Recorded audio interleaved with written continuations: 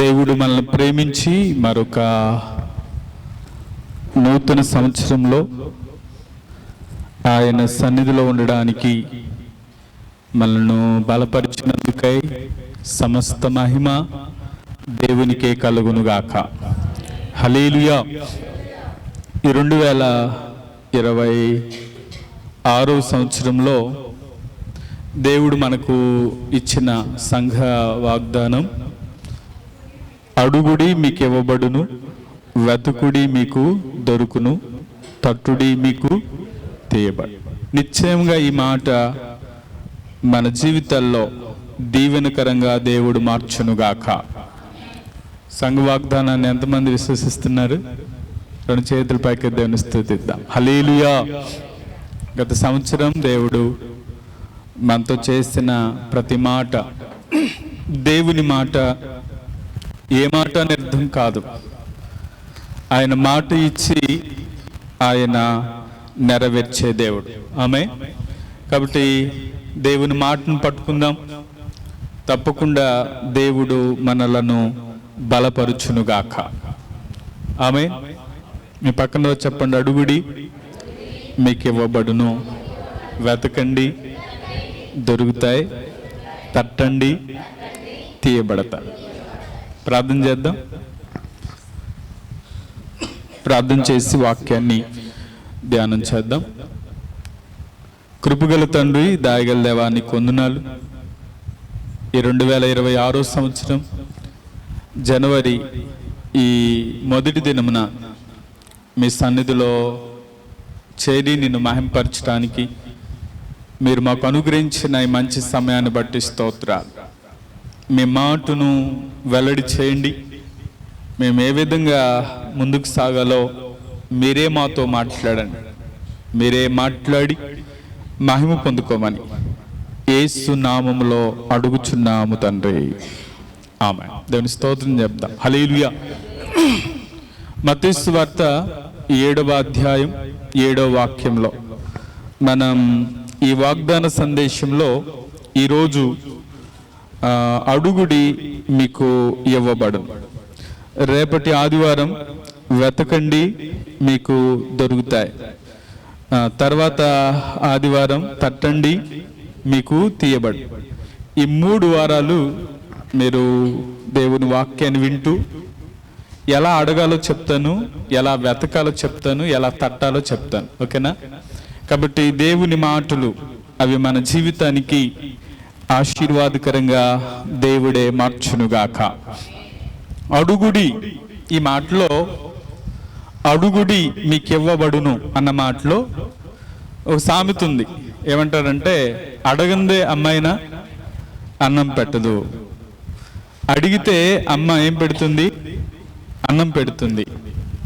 కొన్నిసార్లు అనేకులు లేకపోతే కొంతమంది ఏమని తలస్తూ ఉంటారంటే, మనకేం కావాలో ఆయనకి తెలీదా? నేను అన్నమాట అర్థమైందా? మనకేం కావాలో దేవునికి తెలీదా? తెలుసా తెలీదా? తెలుసు. ఆయనకు తెలుసు అని మనం అడగకపోతే, నేను అన్నమాట చాలా జాగ్రత్త. ఆయనకు తెలుసు అని మనం అడగకపోతే ఒకవేళ మనం పొందుకోలేమేమో. మీకు ఒక చిన్న ఉదాహరణ చెప్తాను. పుట్టిన బాబు ఉన్నాడు, మధ్యరాత్రిలో లేచి ఏడుస్తున్నాడు అనంటే దాని అర్థం ఏంటి చెప్పండి? ఆకలి వేసింది. ఇప్పుడు ఏడుస్తూ ఉండగా తల్లి అలాగే పనుకుంటుందా? లేచి తన ఆకలి తీరుస్తుంది. ఇప్పుడు మధ్యరాత్రుల్లో నిద్రపోయేటప్పుడు ఎప్పుడైతే ఏడుస్తారో వెంటనే తల్లి స్పందించి వాని ఆకలి తీర్చినట్లుగా, ఈ ఏడవడం అనేది అడగటం అయితే, మనం అడుగుతున్నప్పుడు దేవుడే మన జీవితాల్లో మన అవసరతలు, మన అక్కరులు దేవుడు తీర్చునుగాక. కీర్తన భాగంలో 147వ కీర్తన రండి. 147వ కీర్తన 9వ వాక్యాన్ని మనం చదివితే, చదవండి. 147వ కీర్తన 9వ వాక్యం. పశువులకు అరచుచుండు పిల్ల కాకులకును ఆయన ఆహారమిచ్చువాడు. దానికి స్తోత్రం చెప్దాం. హల్లెలూయా. ఈ మాటలో ఏమంటాడంటే, పశువులకును అరచుచుండు పిల్ల కాకులకు ఆయన ఏమిస్తాడంట? ఆహారం ఇచ్చేవాడు. ఇప్పుడు ఒకవేళ పిల్ల కాకులు ఉన్నాయనుకోండి, అవి ఏం చేస్తూ ఉంటాయి? అరుస్తూ ఉంటాయి. ఈ తల్లి కాకి ఏం చేయాలి? వాటి కొరకు ఆహారాన్ని సిద్ధపరచాలి.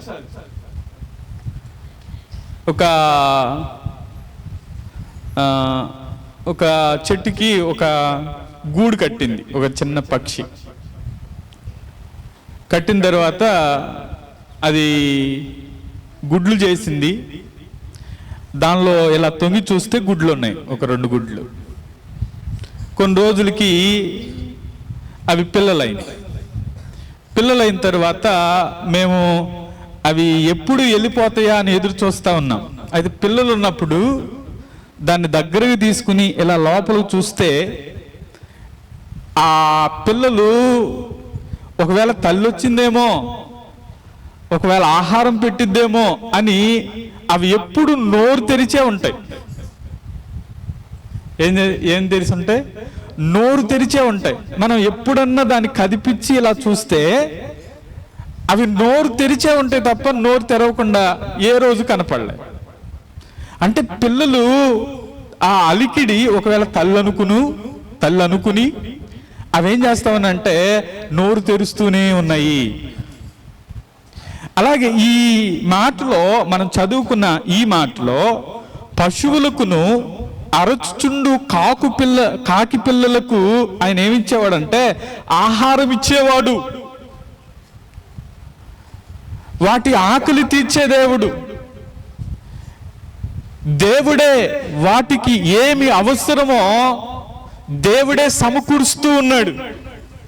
ఇప్పుడు అవి అరవకపోతే ఆ తల్లి వాటి ఆకలి తీరుస్తుందా అంటే ఒకసారి అరిసినప్పుడే తీరుస్తుందేమో. హల్లెలూయా. నిజమేనంటారా? మనం పిల్లలు అడగకుండా అన్ని ఇచ్చేస్తామా? అడిగిన తర్వాత ఇస్తామా? కొన్నేమో అడగకుండానే సమకూరుస్తాం, కొన్ని అడిగిన తరువాత దేవుడు కూడా అంతే. మనకి కొన్ని మనం అడగకుండా కొన్ని ఇచ్చేవి ఉంటాయి, అడిగిన తర్వాత ఇచ్చేవి కూడా ఉంటాయి. కాబట్టి మనం ఎలా అడగాలి అని అంటే, ఓ తల్లి ఆ చంటి బిడ్డ తల్లిని అడుగుతున్నట్లుగా, అలాగే అరచుచుండే కాకులు అరుస్తూ ఉండగా ఆ దేవుడే వాటికి ఎలా అయితే సమకూరుస్తున్నాడో మనం కూడా దేవుని సన్నిధిలో అడుగుతూ ఉండగా దేవుడే మనకు సహాయము చేయునుగాక. ఇక్కడ మాట చెప్తాను, జాగ్రత్త వినండి. దేవునికి అలాగే మనకి ఉన్న సంబంధం ఏంటి అంటే, ఆయన తండ్రి అయితే మనం ఆయన పిల్లలు. ఆమె అంతేనంటారా? యోహాను సువార్త రండి. యోహాను సువార్త 15వ అధ్యాయం 16వ వాక్యం చదివితే, యోహాను సువార్త 15వ అధ్యాయం 16వ వాక్యం. నీవు నన్ను ఏర్పరచుకొనలేదు, మీరు నా పేరిట తండ్రిని ఏమి అడుగుదురో అది ఆయన మీకు అనుగ్రహించినట్లు మీరు వెళ్ళి ఫలించుటకును మీ ఫలము నిలిచి ఉండుటకు నేను మిమ్మల్ని ఏర్పరచుకుని నియమించి తిని. చాలండి. ఇక్కడ మీరు నన్ను ఏర్పాటు చేసుకోలేదు, కానీ మీరు నా పేరట తండ్రిని ఏమి అడుగుదురో,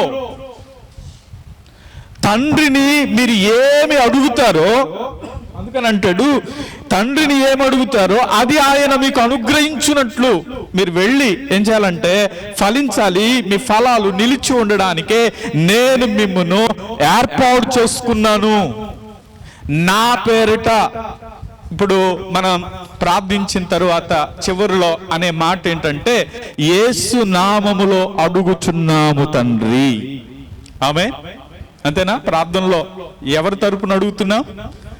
యేసయ్య మధ్యలో ఉన్నారు. ఎవరిని అడుగుతున్నాం? తండ్రిని అడుగుతున్నాం. మనం అడిగిన విన్నపాలన్నీ ఎలా అడగాలంటే ఆయన పేరట అడగాలి. అందుకని అంటాడు, ఈ భూమి మీద మీరు వేటినైతే బంధిస్తారో నేను వాటిని బంధిస్తాను, మీరు ఈ భూమి మీద వేటిని విప్పుతారో నేను వాటిని విప్పుతాను. ఈరోజు దేవుని పేరట యేసు నామములో మనం అడిగితే అవి మనకు అవసరమైతే అవన్నీ దేవుడే సమకూర్చునుగాక. అందుకని ఎవరిని అడగాలి అంటే నా పేరట మీరు తండ్రిని అడగాలి. చూడండి, ఇదే పేజీలో మనం 96 అంటే 14వ అధ్యాయం 13వ వాక్యంలో పై మాట ఫస్ట్ లైన్ లో ఉంటుంది, మీరు నా నామమున దేనిని అడుగుదురో తండ్రి కుమారుని యందు మహిమపరచబడుటకై దాని చేతును నా నామమున మీరు నన్నేమి అడిగినను నేను చేస్తాను. దానికి స్తోత్రం చెప్దామా? నా నామమున మీరు అడిగితే నేను చేస్తాను. అడుగుడి మీకు ఇవ్వబడు. మనం ఎలా అడగాలి అంటే ఒక తల్లి ఒక బిడ్డ తల్లిని అడిగినట్లుగా మనం ఎలా అడగాలి అంటే ఒక స్నేహితుని అడిగినట్లుగా. ఒక ఉపమానం చెప్తూ యేసుక్రీస్తు వారు చెప్తారు. ఏమంటారంటే, ఒక స్నేహితుడు ఉన్నాడు, వాడు అర్ధరాత్రి వచ్చాడు. ఈ అర్ధరాత్రి వచ్చినప్పుడు ఆ ఇంట్లో ఏమి లేదు. అయితే తన స్నేహితుడు ఆకలితో ఉన్న విషయాన్ని చూసి తన ఇంటి పక్కనున్న మరొక స్నేహితుని దగ్గరికి వెళ్ళి తలుపు తట్టి, నా దగ్గర స్నేహితుడు వచ్చాడు, మీ దగ్గర తినటానికి ఏమైనా ఉన్నవా అని అడగడానికి వెళ్ళాడు. మాటికి అంటే అక్కడ తన స్నేహితుని కొరకు ఎలా అయితే అడిగాడో మీరు కూడా ఒక స్నేహితుని వలె అడగండి. స్నేహితుని కోసం వెళ్ళి అడిగితే వాడు ఇవ్వకుండా ఉంటాడా? ఇస్తాడు కదా. అలాగే ఒకవేళ మనం చేపను అడిగితే పామునిస్తాడా? రొట్టెని అడిగితే ఏమిస్తాడు? తేలునిస్తాడా? కాబట్టి మన జీవితంలో అడిగితే దేవుడు వాటిని మనకు సమకూర్చునుగాక. ఇక్కడ ఎలా అడగకూడదు చెప్తాను, జాగ్రత్తమైన. మనం ఎలా అడగకూడదు అంటే అవిశ్వాసంతో అడగకూడదు. రెండవది, ఎలా అడగకూడదు అంటే అనుమానంతో అడగకూడదు. ఎలా అడగకూడదంటే సందేహంతో అడగకూడదు. మనం సందేహంతో అడగటం వల్ల దాన్ని మనం పొందుకోలేం. అనుమానంతో అడగటం వల్ల దాన్ని పొందుకోలేం. అవిశ్వాసంతో అడగటం వల్ల దాన్ని మనం పొందుకోలేం. అయితే ఎలా అడగాలి? ఒకవేళ ప్రార్థనకు అవరోధాలు ఏంటి? ప్రార్థన చేయకుండా మన జీవితంలో అవరోధంగా ఏముంటాయి? నేనైతే ప్రార్థనకు అవరోధాలు ఏమని చెప్తానంటే, అవిధేయత ప్రార్థనకు అవరోధం. ఒకవేళ ఒక వ్యక్తి రహస్య పాపంలో జీవిస్తున్నాడు అనుకోండి, ఆ రహస్య పాపం వల్ల అతడి జీవితంలో ప్రార్థన చేయలేడు. ఇంకో మాట చెప్పాలంటే, ఒకవేళ వారి జీవితంలో నిర్లక్ష్యంగా ఉండటం, ప్రార్థనకి అవరోధం ఏంటంటే నిర్లక్ష్యంగా ఉండటం కూడా ప్రార్థనకు అవరోధమే.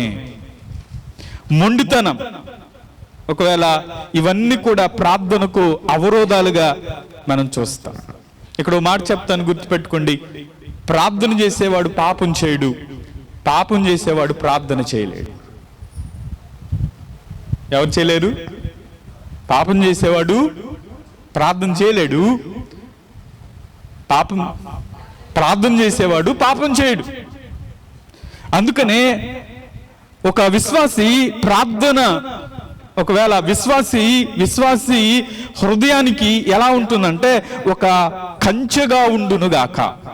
ప్రార్థన అనేది విశ్వాసకి ఎలా ఉంటుందంటే ఒక కంచెగా ఉంటుంది. ఒకవేళ ఉదయాన్నే లేచి మనం ప్రార్థన చేసుకుంటే ఆ రోజు ఆ ప్రార్థన మన కుటుంబానికి కంచెగా ఉండునుగాక. కాబట్టి ప్రార్థన, మనం ఎక్కడికి వెళ్తున్నా ప్రార్థనతో ఏం ప్రారంభం అవ్వాలంటే దినం ప్రారంభం అవ్వాలి. మన ప్రయాణం ప్రారంభం అవ్వాలన్నా ప్రార్థనతో ప్రారంభం అవ్వాలి. మరలా వచ్చిన తర్వాత ప్రార్థనతో ముగించాలి. అలాగే మన జీవితంలో ఒక వ్యక్తి అన్నాడు, ఏమన్నాడంటే ప్రార్థన విహారయాత్రకు వెళ్ళే వ్యాన్ లాంటిది కాదు, వ్యాన్ కాదు, విహారయాత్రకు వెళ్ళే వ్యాన్ కాదు, కానీ అది గూడౌన్కి వెళ్ళి నింపుకుని వచ్చే వ్యాన్ లాంటిది అన్నాడు. విహారయాత్రకు వెళ్ళే వ్యాను ఏంటి, లేకపోతే గోడౌన్కి వెళ్ళి వచ్చే వ్యాన్ ఏంటి అని అంటే, విహారయాత్రకు వెళ్ళేదేమో ఒకవేళ మనం దాంట్లో ఏం తీసుకెళ్ళినా అక్కడే తిని వాటిని పడేసి వస్తాం విహారయాత్రకు వెళ్తే. అదే గూడౌన్కి వెళ్ళే వ్యాన్ అయితే ఏం చేస్తాం చెప్పండి, ఆ వ్యాన్ అక్కడికి వెళ్ళిద్ది, అక్కడ ఉన్నాయి నింపుకుని, అంతే కదా. గూడౌన్లు ఏముంటాయి, ఏ సరుకులు ఉంటాయి. ఇప్పుడు అక్కడికి వెళ్ళింది ఆ వ్యాను, మరి అలాగే వచ్చిద్దా? ప్రార్థన కూడా అలాంటిదే. ప్రార్థన ఏం చేస్తుందంటే దేవుని దగ్గరికి వెళ్ళి మరలా మనకు సమాధానం రావాలి. స్తుతి అక్కడే నిలిచిపోతుంది అని చెప్తూ వచ్చారు. ఇప్పుడు టూరిస్టులు వ్యాన్ ఏమో వెళ్ళిద్ది, లేకపోతే ఇక్కడున్న ఏమన్నా తీసుకుని వెళ్ళిద్ది, మరలా ఎలా వచ్చింది చెప్పండి, ఖాళీగానే వచ్చిద్ది. కానీ గూడౌన్కి వెళ్ళిన వ్యాన్ మాత్రం ఎలా వస్తుందంటే అది నింపుకునే వచ్చునుగాక. చూడండి, ప్రార్థన ఈ మాటలో ప్రార్థన లేని ఒకవేళ జీవితాలు, ప్రార్థన లేని కుటుంబాలు సాతానుకు నిలయాలు. నేను చెప్పే మాట చాలా జాగ్రత్త. ప్రార్థన లేని కుటుంబాలు, ప్రార్థన లేని వ్యక్తులు ఎవరికి నిలయాలు అంటే సాతానుకు నిలయాలు.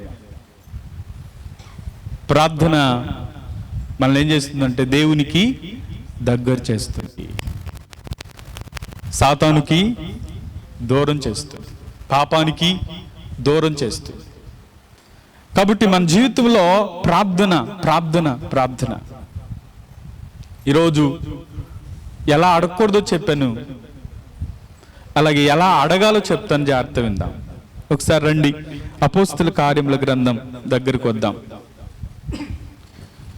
అపోస్తుల కార్యముల గ్రంథం 16వ అధ్యాయం 29వ వాక్యం నుంచి చదువుదాం. అతడు దీపము తెమ్మని చెప్పి లోపలికి వచ్చి, చదవమ్మ, పౌలుకును సాగిలపడి వెలుపలికి తీసుకుని వచ్చి, అయ్యరాల, రక్షణ పొందుటకు నేనేమి చేయవలెనను అందుకు వారు ప్రభువైన యేసునందు విశ్వాసముంచుము, అప్పుడు నీవును నీ ఇంటి వారందరూ రక్షణ పొందుదురని చెప్పి అతనికిని అతని ఇంట ఉన్న వారందరికీ దేవుని వాక్యము బోధించిరి. రాత్రి ఆ గడియలోనే అతడు వారిని తీసుకుని వచ్చి వారి గాయములు కడిగెను. వెంటనే అతడును అతని ఇంటి వారందరూ బాప్తిస్మము పొందిరి.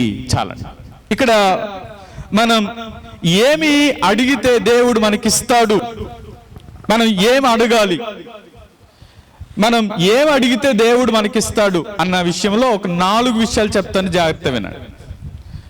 మొదటి విషయం, మనం అడగవలసినది రక్షణ అడిగితే దేవుడు రక్షించునుగాక.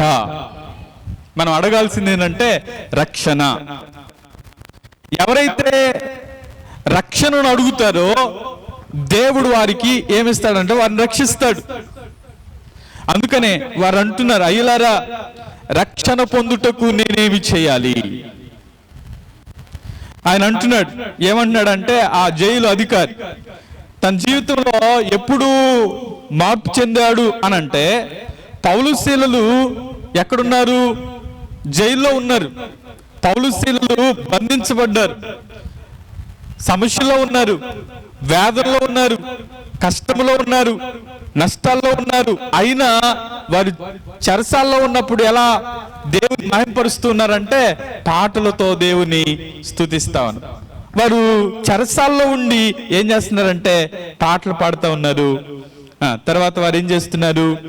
ప్రార్థిస్తూ ఉన్నారు, కీర్తనలు పాడుతూ ఉన్నారు. అక్కడ భూకంపం కలిగింది, చెరసాల పునాదులు అదిరిపోయాయి, తలుపులన్నీ తెరుచుకున్నాయి, అందరి బంధకాలు ఊడిపోయాయి. ఇప్పుడు ఖైదీలు ఏం చేయాలి చెప్పండి?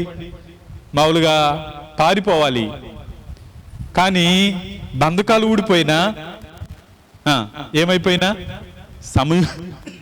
వారు జైల్లో ఉన్న ఆనందంతో, వారిలో ఉన్న ఆనందాన్ని ఎవరు చూశాడు అంటే జైలు అధికారి చూశారు. అయ్యలారా, రక్షింపబడ్డానికి నేనేం చేయాలి? వెంటనే వారు అన్నమాట, ప్రభు అయిన యేసునందు విశ్వాసముంచు, అప్పుడు నీవు నీ ఇంటి వారు రక్షణ పొందుతారు. దేవునికి స్తోత్రం చెప్తామా? హల్లెలూయా. ఎప్పుడైతే యేసయ్యను వారికి పరిచయం చేశారో వారి జీవితంలో దేవుడే వారి జీవితంలో మార్పును కలగజేశాడు. హల్లెలూయా. ఈరోజు యేసయ్య మన సొంత రక్షకునిగా మనం అంగీకరించగలిగితే దేవుడు మన కుటుంబాలకు రక్షకుడుగా ఉండునుగాక. హల్లెలూయా.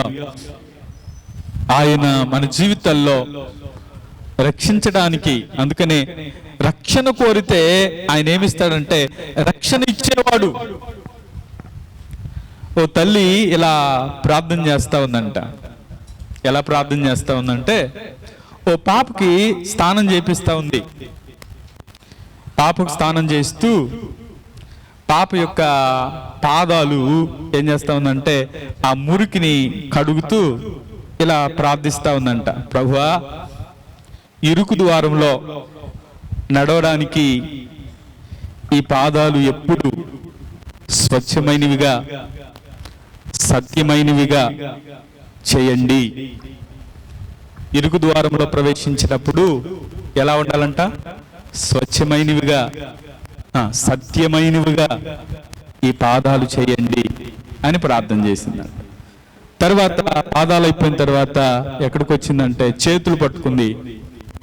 చేతుల్ని కడుగుతూ ఇలా ప్రార్థన చేస్తా ఉంది, ప్రభువా, ఎల్లప్పుడూ ఈ చేతులు మీ పనులు చేసేవిగా వీటిని దీవించండి అని ప్రార్థన చేసింది.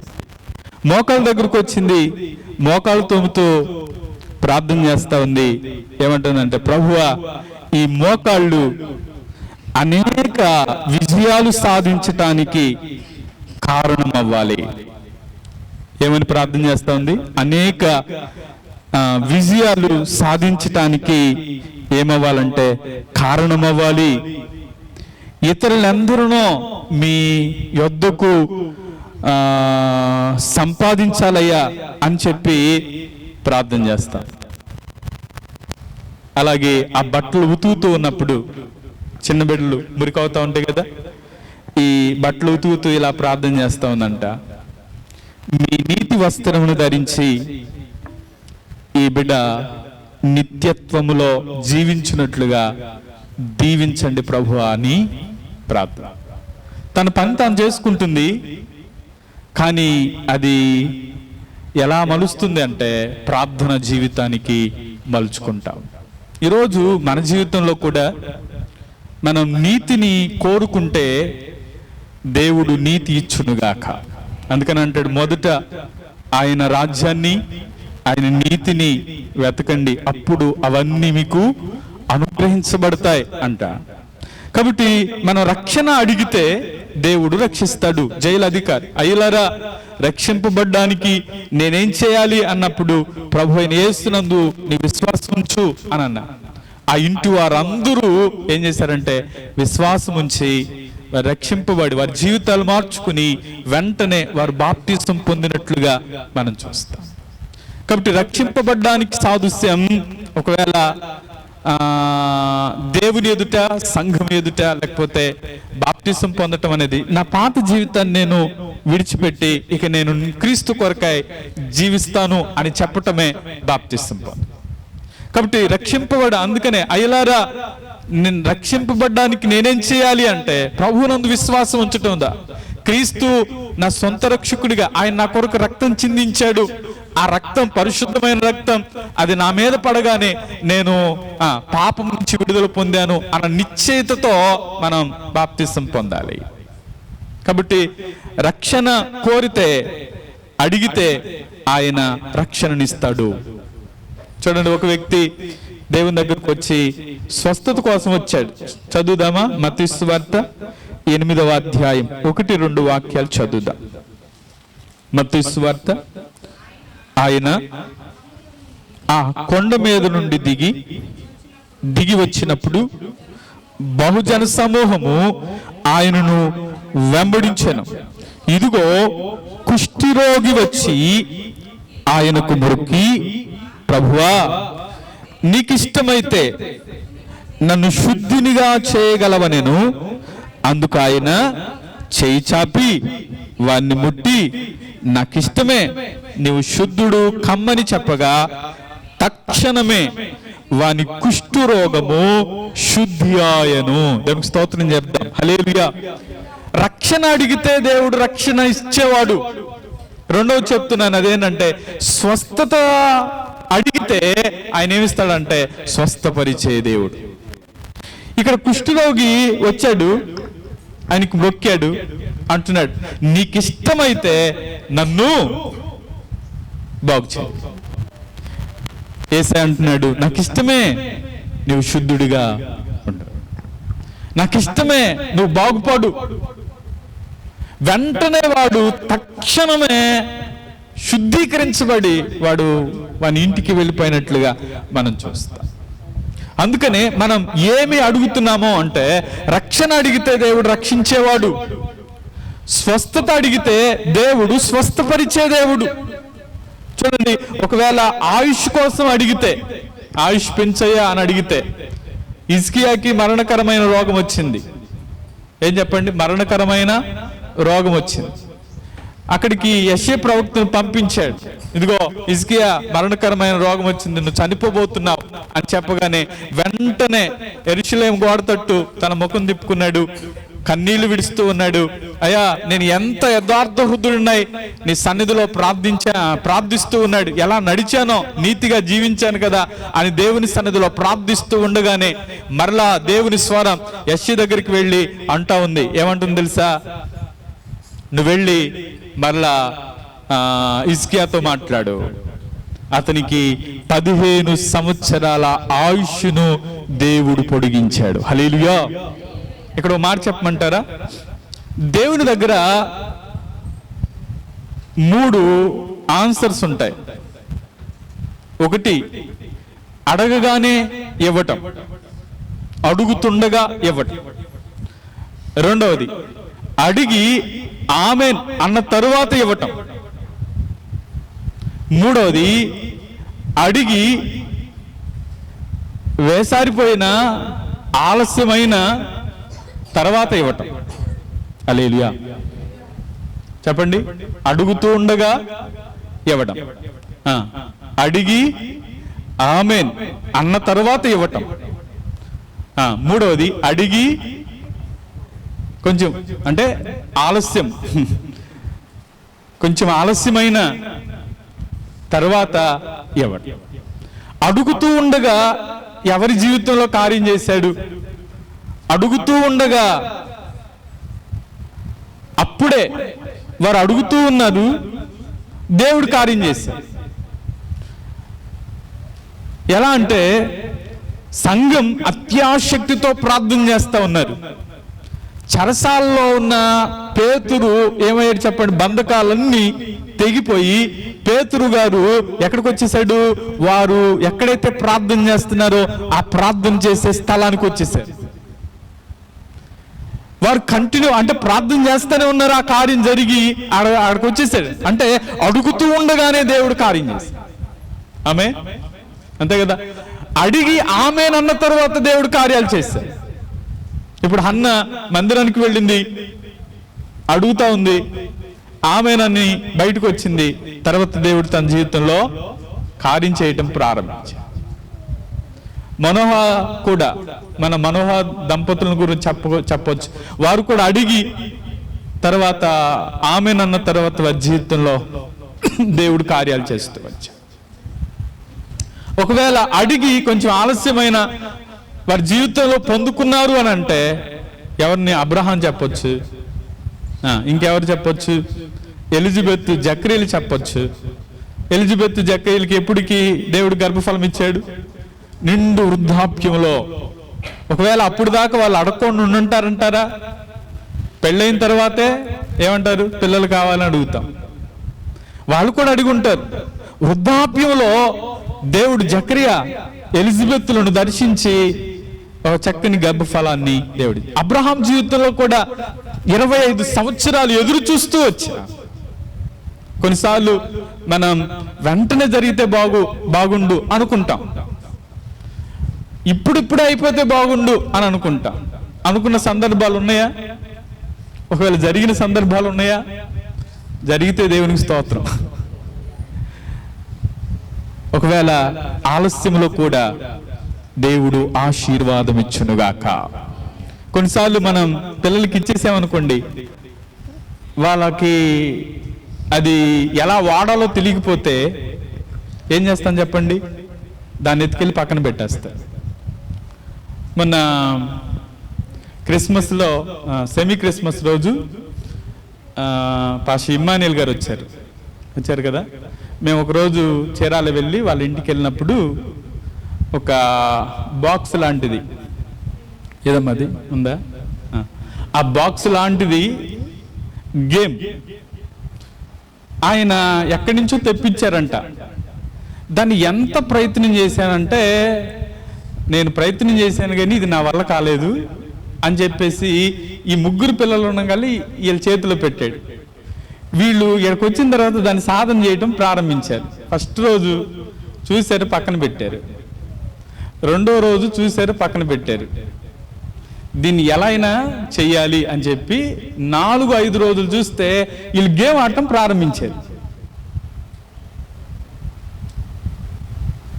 నాకే ఆశ్చర్యం అనిపించింది. ఆయన ఏమన్నా మావులుడా అంటే మంచి టాలెంట్ పర్సన్, వారు చేయలేంది వీళ్ళు చేసి చూపించగా అబ్బో మంచి బ్రిలియంట్లు అండి మీ అమ్మాయిలు అంటున్నాడు. అంటే ఎందుకు ఈ విషయం చెప్పానంటే, ఆ గేమ్ని ఆడటంలో కూడా కొన్ని, ఇప్పుడు ఒకవేళ ఏమంటారంట ఆ గేమ్ని, చెస్ ఉంది కదా, చెస్ ఎంతమందికి వచ్చు? చెస్ ఆడటం ఒక 2కి వచ్చు. అది నాలంటోడు కూర్చున్నాడు అనుకోండి, ఎలా ఆడాలో కూడా తెలియదు. అంటే దేంతో చంపాలో కూడా తెలియదు. అదే గేమ్ వచ్చిన వాళ్ళు ఆడితే ఎలా ఉండిద్ది? ఇంకేం లేదు, యువతలోళ్ళు ఓడిపోవటమే అన్నట్లు ఉండేది. మనం అడిగితే దేవుడు ఏదైనా చేయునుగాక. మనం అడుగుతూ ఉండగానే మన జీవితంలో దేవుని సన్నిధిలో ఏదైతే అడుగుతూ ఉంటామో, అడుగుతూ ఉన్నప్పుడు దేవుడే మన జీవితంలో గొప్ప కార్యాలు చేయునుగాక.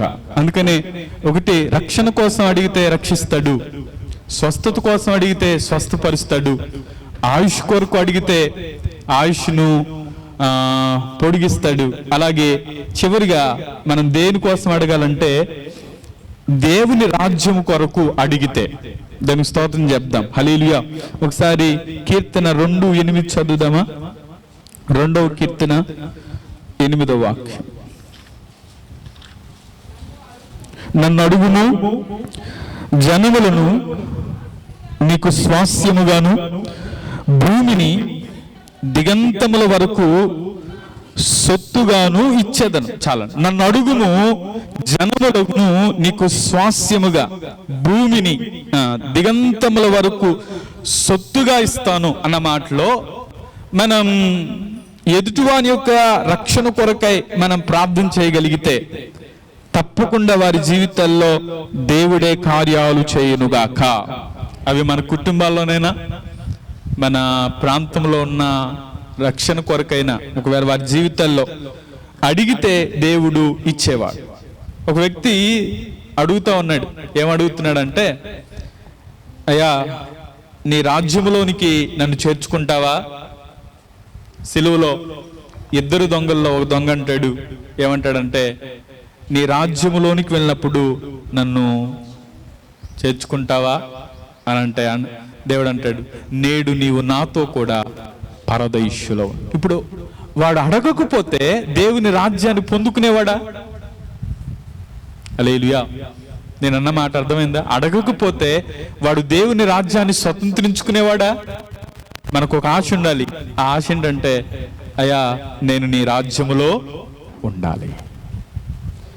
ఆనాడు దేవుడు తన ఆశగల ప్రాణాన్ని తృప్తిపరిచినట్లుగా దేవుని రాజ్యం కొరకై ఎవరైతే ఎదురు చూస్తూ ఉంటారో వారి జీవితాల్లో కూడా దేవుడే కార్యాలు చేయునుగాక. కాబట్టి ఈ మాటలను బట్టి మనం అడుగుతూ ఉండగా, అందుకనే అడగటం అనేది మన బాధ్యత. చెప్పండి, అడగటం అనేది మన బాధ్యత. అడగటం అనేది ఒక ఆజ్ఞ. అందుకనే మీరు ప్రార్థన గురించి మాట్లాడుతూ శిష్యులతో మాట్లాడుతారు. వారికి ఆజ్ఞాపించండి, మీరు ప్రార్థన మెలకుగా ఉండి ప్రార్థన చేయాలని చెప్పడానికి ఆయన ఒక ఉపమానాన్ని కూడా చెప్పేశారు. అంటే ఆజ్ఞాపించబడ్డారు అన్నాడు. మనం కూడా ఏం చేయబడుతున్నామంటే, అడగటం ఒక బాధ్యత అయితే అడగటం ఒక ఆజ్ఞ లాంటిది.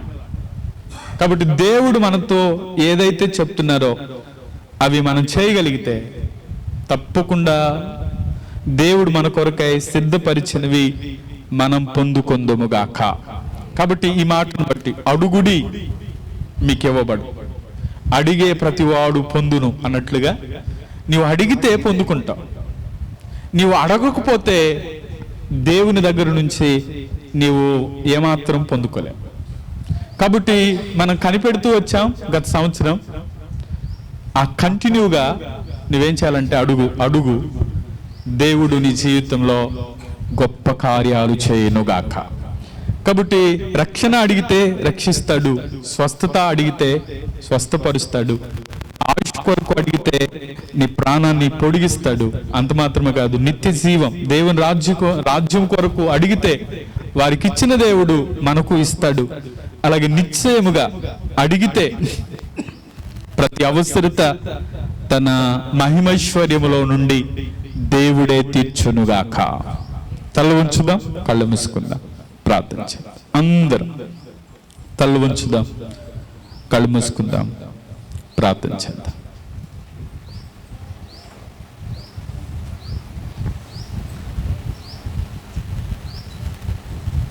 అడుగుడి మీకు ఇవ్వబడు. అడుగుడి అన్నది మన యొక్క బాధ్యత. మానక అడుగుతున్నప్పుడు ఆలస్యమైన నిశ్చయముగా పొందుకుంటాం. మనకేం కావాలో దేవునికి తెలుసు, అయినా ఆయన దగ్గరకు వచ్చి నువ్వు అడగాలి.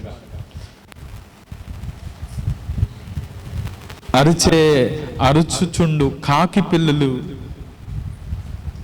అవి అరుస్తూ ఉండగా దేవుడు ఆహారాన్ని సిద్ధపరిచినట్లుగా మనం పిల్లలంగా తండ్రి అయిన దేవుడే మన అవసరాలు తీర్చేవాడిగా. అయితే నువ్వు ఎలా అడగకూడదు అంటే సందేహంతో, అనుమానంతో, అవిశ్వాసంతో నువ్వు అడగటం వల్ల పొందుకోలేవు. కానీ నమ్మి నిశ్చయముగా పొందుతాము అని నువ్వు అడిగితే ఆయన రక్షించే దేవుడు. నీవు అడిగితే నిన్ను స్వస్థపరిచే దేవుడు. నిన్ను అడిగితే అడుగుతూ ఉండగా హిజ్కియాను అడుగుతూ ఉండగానే వెంటనే హిజ్కియాకు సమాధానం వచ్చింది. అడిగి ఆమెనన్న తర్వాత దేవుడు ఇవ్వగలడు. అడిగి ఆలస్యమైన ఆయన ఇవ్వగలడు. అలాగే దేవుని రాజ్యం కొరకు అడిగితే ఆయనే ఇచ్చాడు, నిశ్చయముగా ఇవ్వబోతున్నాడు. దేవుని సన్నిధిలో అడుగు, తప్పక దేవుడు నీ జీవితంలో గొప్ప కార్యాలు చేయునుగాక. కళ్ళు మూసుకుందాం, ప్రార్థించాలి. కృపగల తండ్రి, దయగల దేవా, నీకు వందనాలు. ఈ ఉదయకాలం ఈ వాగ్దాన సందేశ కూడికలో మీరు మాతో ఉండి మీరు మమ్మల్ని నడిపించినందుకై స్తోత్రం. నిశ్చయముగా బలపరచండి, మీరే తోడుగా ఉండి నడిపించండి. మీ చేతులకి మమ్మల్ని అప్పచెప్పుకుంటూ మీ కనికరం చేత నింపి బలపరచండి. చెరవచ్చిన బిడ్డలందరినీ మీరే దీవించమని, మీ బిడ్డల పక్షంగా మేలు చేయండి. వారికి కావలసిన ప్రతి ఈవి అనుగ్రహించండి.